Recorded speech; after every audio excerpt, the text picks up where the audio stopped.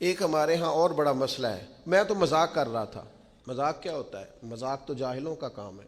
جب موسیٰ علیہ السلام کی قوم نے کہا کہ ایک شخص کا انتقال ہو گیا ہے تو ہمیں بتایا جائے کس نے قتل کیا ہے، تو جناب موسیٰ علیہ السلام نے فرمایا گائے ذبح کرو۔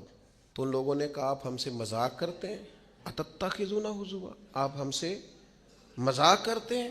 تو فرمایا اعوذ باللہ ان اکون من الجاہلین، میں اللہ کی پناہ چاہتا ہوں کہ میں جاہلوں میں سے ہو جاؤں۔ مذاق کرنے کو جناب موسیٰ نے، قرآن مجید کا پہلا پارہ کہتا ہے جاہلوں کا کام کہا ہے۔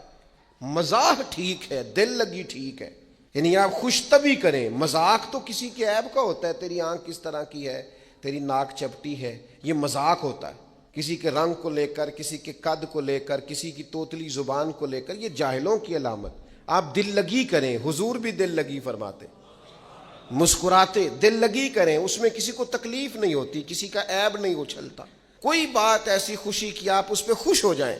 لیکن آپ یہ جو رویے ہمارے ہاں پائے جاتے ہیں یہ مذاق ہے، اور مذاق شریعت میں جاہلوں کی علامت ہے۔ حضور فرماتے ہیں قیامت والے دن وہ لوگ جو لوگوں کا مذاق اڑاتے تھے، تکلیف دیتے تھے، قیامت والے دن ان کے ساتھ یہ معاملہ ہوگا کہ جنت کا دروازہ ان کے لیے کھولا جائے گا، پھر بند کر دیا جائے گا، پھر کھولا جائے گا، پھر بند کر دیا جائے گا، پھر کھولا جائے گا اور پھر دوبارہ۔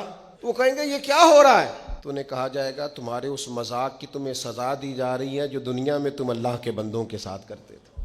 تکلیف دیتے ہیں لوگ۔ یہ کچھ سال پہلے کی بات ہے، آپ کو پتہ ہے ہمارے ہاں اپریل فول بھی منایا جاتا ہے، جھوٹ بولنے کا دن۔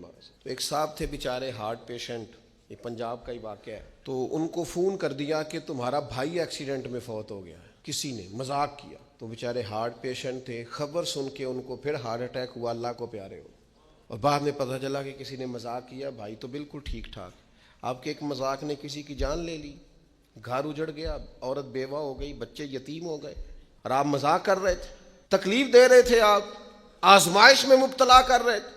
میں نے ایسے طلباء کو دیکھا ہے کالج میں، مدرسے میں، یونیورسٹی میں، اسکول میں، جو بیچارے کسی وجہ سے کمزور تھے، کوئی ایسا معاملہ تھا ان کا اتنا مذاق اڑایا گیا کہ وہ بیچارے تعلیم چھوڑ کے چلے گئے، گزارا نہیں ہو سکتا یہاں، ہر آدمی مذاق اڑا رہا ہے۔ اور بعض لوگوں کی غربت کا مذاق اڑایا جاتا ہے، ان کو کھاتا ہوا دیکھ کے مذاق کرنا، ان کا لباس دیکھ کے مذاق کرنا، ان کی سادہ پرانی اور دیسی گفتگو سن کے مذاق اڑانا۔ نتیجہ یہ نکلتا ہے کہ مایوس ہو جاتے ہیں لوگ، پریشان ہو جاتے ہیں۔